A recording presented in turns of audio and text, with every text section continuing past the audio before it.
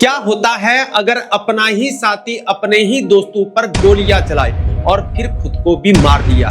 क्या होता है जब एक ऑफिसर अपने सबऑर्डिनेट को गलत तरीके से ट्रीट करता है, जब पावर का अब्यूज होता है? और क्या होता है जब एक ही ग्रुप के लोगों के द्वारा अपने ही बड़ी को मजाक का पात्र बना दिया जाता है? क्या होता है जब एक अधिकारी अपने सबऑर्डिनेट्स को गलत तरीके से ट्रीट करता है? जब पावर का दुरुपयोग होता है तो सिर्फ एक व्यक्ति का नहीं बल्कि पूरी टीम या संगठन का नुकसान होता है। यह गलत ट्रीटमेंट सिर्फ वर्क एनवायरनमेंट को टॉक्सिक नहीं बनाता बल्कि लोगों के मानसिक स्वास्थ्य को भी प्रभावित करता है। आज हम बात करेंगे कि ऐसे ही बिहेवियर का क्या इम्पैक्ट पड़ता है और कैसे इसे रोका जा सकता है।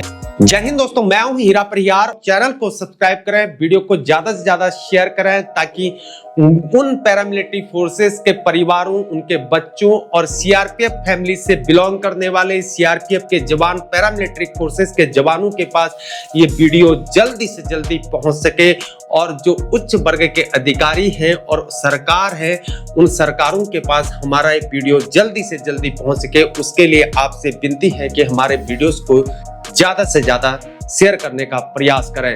कभी कभी इंसान के अंदर का दर्द या किसी के साथ का बेहनता गुस्सा इतना गहरा होता है कि वह अपने सभी रिश्तों को तोड़ देता है। हर एक सैनिक अपने अंदर कई अनजाने दर्द और एक शांति की तलाश और अपने देश के लिए अपना खून पसीना लगा रहा होता है। हमारे फौजियों की जिंदगी भी एक इंसान की तरह ही जटिल और भावनात्मक होती है।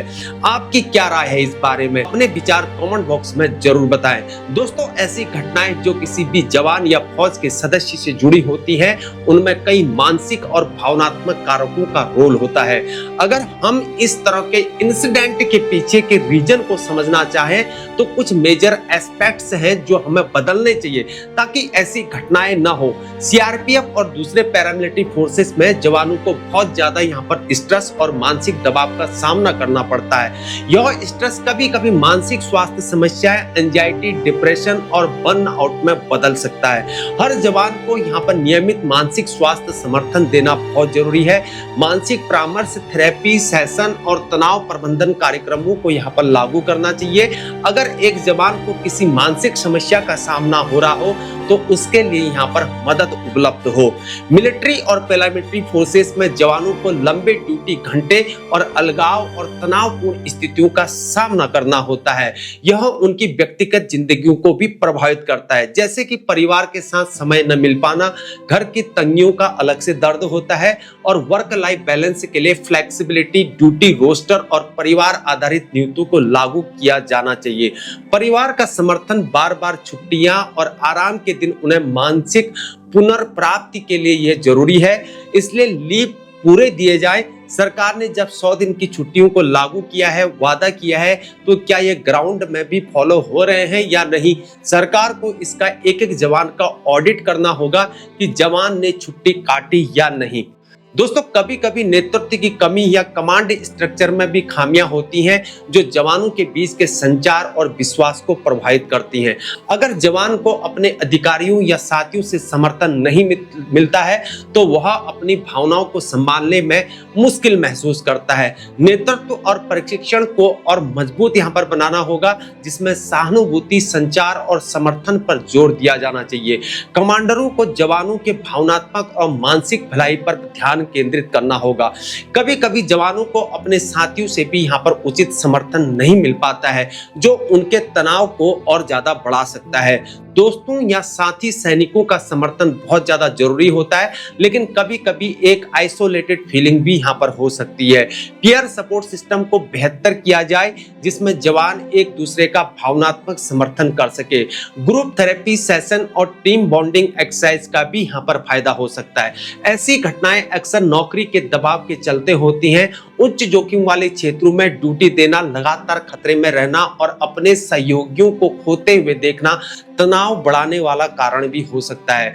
जवानों को इस तनाव से निपटने के लिए प्रशिक्षण देना होगा, उचित तनाव प्रबंधन तकनीकें, योग, ध्यान और शारीरिक स्वास्थ्य को सुधारने के लिए कदम उठाने होंगे। और भावनात्मक बुद्धिमत्ता या अपनी भावनाओं को समझना और नियंत्रित करना एक महत्वपूर्ण कौशल है जिसे अक्सर नजरअंदाज किया जाता है। अगर जवान अपने इमोशनल स्टेट को समझ नहीं पाता है, उससे इंपल्सिव फैसले हो सकते हैं। जवानों को इमोशनल इंटेलिजेंस पर ट्रेनिंग देना जरूरी है ताकि वो अपने इमोशंस को समझ सके और तनाव या गुस्से से निपट सके। जब किसी को मानसिक स्वास्थ्य या इमोशनल डिस्ट्रेस होता है तो उसकी मॉनिटरिंग प्रॉपरली नहीं होती है। ये घटनाएं अक्सर उन्हीं मौकों पर होती है जब किसी को प्रॉपर सुपरविजन और अटेंशन नहीं मिलती है। नियमित स्वास्थ्य चेकअप्स और मानसिक मूल्यांकन और मॉनिटरिंग सिस्टम को लागू किया जाना चाहिए जिससे किसी भी तनाव या इमोशनल इशू का पता चल सके और इसका समय पर इलाज भी किया जा सके। ऐसी घटनाओं को रोकने के लिए मानसिक स्वास्थ्य जागरूकता, उचित इमोशनल समर्थन, नेतृत्व प्रशिक्षण और यहाँ पर तनाव प्रबंधन को गंभीरता से लेना होगा। ये घटनाएं सिर्फ एक व्यक्ति का मुद्दा नहीं होती है बल्कि पूरी सिस्टम और एटमॉस्फेयर का रिफ्लेक्शन होती है। अगर इन पॉइंट्स पर ध्यान दिया जाए तो ये काफी हद तक रोकी जा सकती हैं। ये सभी बदलाव न सिर्फ जवानों की सुरक्षा को सुनिश्चित करेंगे बल्कि उनके समग्र भलाई को भी बेहतर बनाएंगे। कभी कभी एक ग्रुप या टीम में एक व्यक्ति को अपने साथियों या सहयोगियों के बीच टारगेट बनाया जाता है जिसमें उसकी बॉडी लैंग्वेज, अपीयरेंस या पर्सनैलिटी को लेकर मजाक किया जाता है। यह मजाक एक दिन हानि रहित लगता है, लेकिन अगर यह लगातार हो तो यह व्यक्ति अपने आप को इन्फीरियर महसूस करने लगता है। ऐसे बिहेवियर को बुलिंग भी कहा जाता है। ऐसे लगातार मजाक से वो व्यक्ति अपने आप को अकेला महसूस करने लगता है और इससे उसकी सेल्फ एस्टीम और मानसिक स्वास्थ्य पर नकारात्मक असर पड़ता है। कभी कभी यह डिप्रेशन या एंजाइटी का कारण भी बन सकता है। अगर ग्रुप में एक व्यक्ति को टारगेट किया जाता है तो वह व्यक्ति अपने इमोशनल स्टेट को मैनेज करने में महसूस करता है। इस तरह के बिहेवियर को कभी कभी ग्रुप डायनामिक्स का मुद्दा भी कहा जाता है, जिसमें एक या दो लोग दूसरों की फीलिंग्स का ख्याल नहीं रखते हैं और उनका मजाक उड़ाना शुरू कर देते हैं। इस तरह की सिचुएशन को प्रिवेंट करने के लिए एक हेल्दी और सपोर्टिव वर्क एनवायरनमेंट का होना जरूरी है। अगर किसी को लगता है कि दूसरों का उनका मजाक उड़ा रहे हैं दूसरे या उन्हें आइसोलेटेड कर रहे हैं तो उसकी मानसिक स्वास्थ्य पर असर पड़ता है। इसलिए टीम वर्क और आपसी सम्मान को प्रमोट करना होगा। अगर किसी एक व्यक्ति को ग्रुप में रेगुलरली टारगेट किया जाता है तो लीडर या कमांडर का रोल बहुत महत्वपूर्ण हो जाता है। अगर उन्हें यह पता चलता है कि किसी को बुलिंग का सामना हो रहा है तो उन्हें इमीडिएट एक्शन लेना होगा। नेतृत्व को एक स्पष्ट संदेश देना होगा, किसी भी प्रकार का बुलिंग या डिसरेस्पेक्टफुल बिहेवियर बिल्कुल भी स्वीकार्य नहीं है। जवानों को अपने पीयर की फीलिंग्स का ध्यान रखना होगा और अगर कोई प्रॉब्लमेटिक बिहेवियर देखते हैं तो तुरंत उसे रोकना होगा। कई बार लोग अपनी बातों का असर समझने में गलती करते हैं या वे अपने जोक्स को हार्मलेस समझकर दूसरों को हर्ट करते हैं। यह सेल्फ अवेयरनेस का मुद्दा है। इमोशनल इंटेलिजेंस को प्रमोट करना होगा। जवानों को यह सिखाना होगा कि दूसरों के इमोशन को समझें और कभी किसी को मजाक या सरकास्म के नाम पर हर्ट न करें। अगर एक व्यक्ति को ग्रुप में आइसोलेट फील होता है या उसका मजाक बनाया जा रहा होता है तो पीयर सपोर्ट का होना बहुत जरूरी है। अगर कोई टीम सदस्य दूसरों के साथ मिलकर उस व्यक्ति को सपोर्ट करे तो वह अपनी फीलिंग्स को ज्यादा कॉन्फिडेंटली एक्सप्रेस कर सकता है। पीयर सपोर्ट सिस्टम को मजबूत करना होगा जिसमें जवान अपने सहकर्मियों के साथ एक दूसरे का इमोशनल और मानसिक सपोर्ट कर सकें। अगर एक ग्रुप में किसी का मजाक उड़ाना या उन्हें आइसोलेटेड करना होता है तो वह उस व्यक्ति की मानसिक स्वास्थ्य पर बहुत नकारात्मक असर डाल सकता है। यह हर जवान के लिए जरूरी है कि वह अपनी फीलिंग्स को एक्सप्रेस करे और अपने सहकर्मियों के बीच आपसी सम्मान और सपोर्ट हो। अगर लीडरशिप और टीम डायनेमिक्स को सुधार किया जाए तो ऐसी सिचुएशन को रोका जा सकता है। बुलिंग और हैरेसमेंट को रोकने के लिए अवेयरनेस और यहाँ पर प्रोएक्टिव स्टेप्स लेना जरूरी है। अगर इस कल्चर को सुधारा जाए तो जवानों को इमोशनल स्ट्रेस से बचाया जा सकता है। जब एक अधिकारी अपने नीचे वालों जैसे सोल्जर्स हो गए, सबऑर्डिनेट या सहकर्मी होते हैं, उनको गलत तरीके से ट्रीट करता है कभी कभी क्या होता है कि कोई ऑफिसर होते हैं, उनको अगर उनसे हेड कांस्टेबल हो गया या सिपाही हो गया या मान लिया जाए कोई सब इंस्पेक्टर हो गया, इंस्पेक्टर या उनके अधिकारी, उनके कमांडेंट ऑफिसर, कमांडेंट, तो उनसे अगर उनका आमना सामना होता है तो बहसबाजी हो जाती है, तो उसमें अफसर को ईगो आ जाता है, तो उनका ईगो हट हो जाता है। ये ईगो वाला सिस्टम जो होता है ना, बहुत खतरनाक होता है। उससे क्या होता है, अधिकारी का जब ईगो हट होता है तो नीचे वाले को टॉर्चर करने लग जाता है, या तो उसकी छुट्टी काट देता है या उसको ऐसी, चलो पोस्टिंग भेज दिया तो वो भी ठीक है, लेकिन छुट्टी काट दे, छुट्टी में रोड़ा डाल दे तो वो नुकसानदायक है, या उसको 360 डिग्री में घुमाने लग जाता है, यानी कि उसका बिस्तरा बांध दिया जाता है। उसका बिस्तरा जो है 360 डिग्री में घूमते रहता है, आज इधर आएगा कल उधर चलेगा, कल इधर आएगा उधर चले जाएगा। तो इस हिसाब से वो बिल्कुल इधर से उधर जाने में रह जाता और छुट्टी साल भर काट नहीं पाता। इससे क्या होता है कि वहां पर स्ट्रेस, जवान पर स्ट्रेस बढ़ने लग जाता है, जिससे ऐसे इस तरह से कारण होते हैं, और उससे जो होता है ना, लॉयल्टी खत्म हो जाती है। और जवान क्या करता है, उस अफसर से नफरत करने लग जाता है। जिस प्रकार अफसर नफरत कर रहा है और उसी प्रकार वो अफसर से नफरत करने लग जाता है, और जवान के अंदर हीन भावनाएं ग्रहण हो जाने लगती है, और सुरक्षा जो सिक्योरिटी फोर्सेस के अंदर जो ड्यूटी कर रहा होता है, उस सिक्योरिटी फोर्सेस से कभी कभी उसको भी नफरत जैसी होने लग जाती है, जिसके लिए वो तन मन धन लगा रहा होता है, और उसके अंदर ऑफिसर के प्रति, उन अधिकारियों के प्रति उनके दिमाग में गलत विचार बैठ जाते हैं, और ऐसे कारण से, ईगो के कारण से पूरा एटमॉस्फेयर खराब होता है, लॉयल्टी भी खराब होती है, और ऐसे अधिकारी इस फोर्सेस के लिए जिम्मेवार हैं, और ये वास्तव में अधिकारी बनने लायक ही नहीं है। पता नहीं गलती से कैसे ये लोग अधिकारी बन जाते हैं। हमको ये समझ में नहीं आता है कि ये लॉयल्टी को सही तरीके से नहीं करते हैं, जो जिनका ईगो हट हो जाता है। तो मैं कहां पहुंचा था, भूल गया, अपने टॉपिक से ही हट गया। तो हाँ, जब एक अधिकारी क्या होता है, अपने नीचे वालों जैसे सोल्जर से या सबऑर्डिनेट से सहकर्मियों को गलत तरीके से ट्रीट करता है, तो यह न केवल उनके मानसिक और इमोशनल वेलबींग को प्रभावित करता है, बल्कि पूरी टीम या ऑर्गेनाइजेशन या परफॉर्मेंस और डिसिप्लिन पर भी यह नकारात्मक असर डालता है या डाल सकता है। इस प्रकार के बिहेवियर को पावर का अब्यूज या टॉक्सिक लीडरशिप कहा जाता है। ऐसे अधिकारी टॉक्सिक लीडर होते हैं, और इसका समाधान समझना और इंप्लीमेंट करना बहुत जरूरी है। जब एक अधिकारी अपने सब ऑर्डिनेट्स को यहाँ पर डिरेस्पेक्टफुली ट्रीट करता है, जैसे कि उन्हें इग्नोर करना, ईगो हट होना उनका, उनके आइडियाज या ओपिनियंस को नहीं सुनना या उनका मजाक उड़ा देना, तो यह उनके सेल्फ स्टीम को हर्ट कर सकता है। इससे उनका मोटिवेशन भी कम हो सकता है। इस प्रकार का बिहेवियर लॉन्ग टर्म में इमोशन डिस्ट्रेस या एंजाइटी और डिप्रेशन का कारण भी बन सकता है, और यह उनकी परफॉर्मेंस और प्रोडक्टिविटी को भी नेगेटिवली इफेक्ट करता है। जब एक अधिकारी अपने सबऑर्डिनेट्स के बीच फेवरेटिज्म या वायस दिखाता है, जैसे एक या दो को ज्यादा इंपॉर्टेंस देना और दूसरों को इग्नोर कर देना, तो वह उनके बीच यहाँ पर कॉन्फ्लिक्ट और रेजिटमेंट का कारण भी बन सकता है। यह टीम की यूनिटी और कॉपरेशन को तोड़ देता है, जिससे ओवरऑल परफॉर्मेंस पर यहाँ पर नेगेटिव असर पड़ता है। लोग अपने आप को अंडर वैल्यूड महसूस करते हैं और वे अपना बेस्ट परफॉर्मेंस नहीं कर पाते हैं। अगर एक अधिकारी अपने सबऑर्डिनेट्स को वर्बली या फिजिकली बुलिंग करता है या उन्हें कंस्टेंट यहाँ पर क्रिटिसिज्म का शिकार बनाता है, तो यह एक सीरियस इशू है, और इससे उनके मानसिक स्वास्थ्य पर खतरनाक असर पड़ सकता है या पड़ता है। बुलिंग और हरेसमेंट से कर्मचारी टर्नओवर बढ़ जाता है और ओवरऑल वर्क एनवायरनमेंट टॉक्सिक हो जाता है। कभी कभी जब किसी अधिकारी को अपनी पोजीशन का यहाँ पर ओवर कॉन्फिडेंस हो जाता है, तो वह अपने सब ऑर्डिनेट्स को अपने से नीचे समझता है और उनसे गलत तरीके से पेश आता है। अधिकारियों को कई बार यहाँ पर एक्सट्रीम वर्क प्रेशर, यहाँ पर डेडलाइन और हाई एक्सपेक्टेशन का सामना करना पड़ता है। अगर वे अपना तनाव मैनेज नहीं कर पाते हैं, तो उनका बिहेवियर यहाँ पर अनप्रेडिक्टेबल और इरिटेटिव हो सकता है। अगर किसी अधिकारी में इमोशनल इंटेलिजेंस नहीं होती है, तो वह दूसरों की फीलिंग और नीड्स को समझने में फेल हो जाता है, जिसका नतीजा यह होता है कि वह अपने सबऑर्डिनेट्स को हर्ट करता है, जूनियर को हर्ट करता है, और गलत तरीके से ट्रीट करने से कर्मचारियों या सब ऑर्डिनेट्स में तनाव, डिप्रेशन और एंजाइटी बढ़ सकती है। यह उनके मानसिक स्वास्थ्य को यहाँ पर सीरियसली अफेक्ट कर सकता है। जब अधिकारी अपने सब ऑर्डिनेट्स को यहाँ पर डिरेस्पेक्ट करते हैं, तो उनकी लॉयल्टी और कमिटमेंट कम हो जाती है।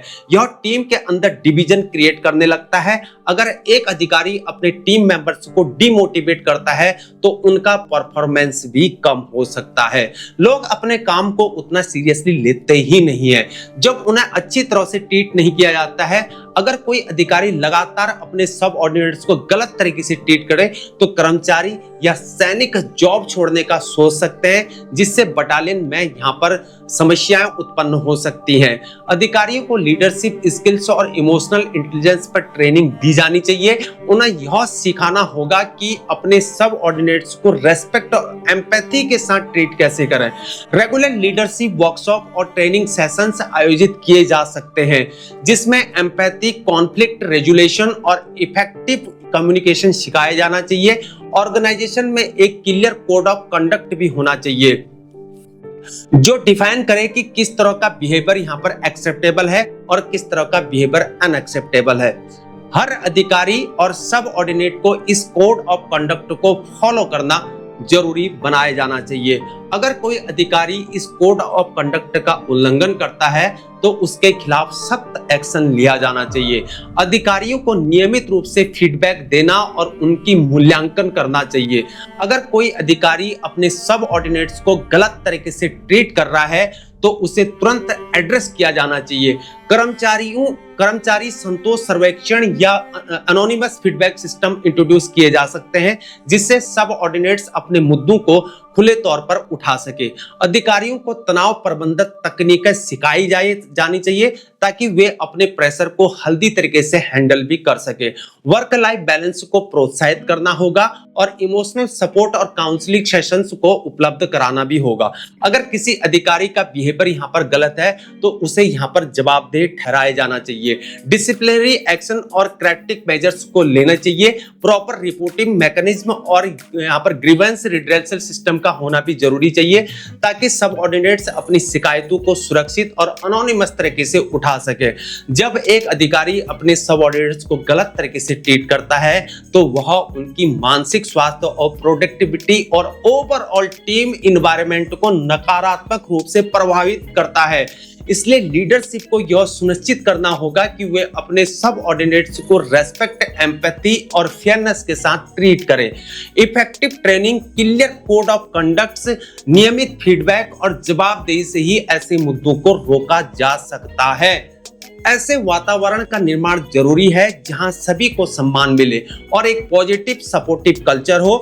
क्या होता है जब एक अधिकारी अपने सबऑर्डिनेट्स को गलत तरीके से ट्रीट करता है, जब पावर का दुरुपयोग होता है तो सिर्फ एक व्यक्ति का नहीं बल्कि पूरी टीम या संगठन का नुकसान होता है।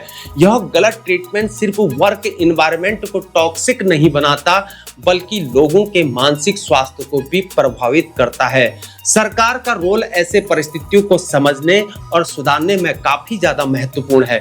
सरकार को ऐसे सख्त नीतियां बनानी चाहिए जो अधिकारियों के कंडक्ट को रेगुलेट कर सके, जिसमें हैरेसमेंट और पावर अब्यूज का कोई भी स्कोप ना हो। सीआरपीएफ और दूसरे सुरक्षा बलों के लिए यहाँ पर स्पेसिफिक कंडक्ट गाइडलाइंस और मानसिक स्वास्थ्य सपोर्ट सिस्टम को लागू करना जरूरी है।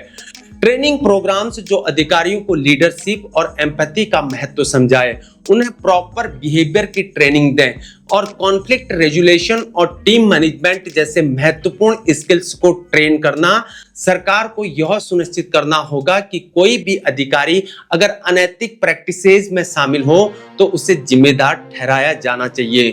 जांचों में पारदर्शिता को बढ़ावा देना होगा और नियमित ऑडिट्स भी करवाने होंगे ताकि किसी भी गलत काम को अंजाम देना मुश्किल हो जाए। फोर्स में काम करने वाले लोगों के लिए मानसिक स्वास्थ्य सपोर्ट और काउंसलिंग सेवाओं को बढ़ावा देना होगा।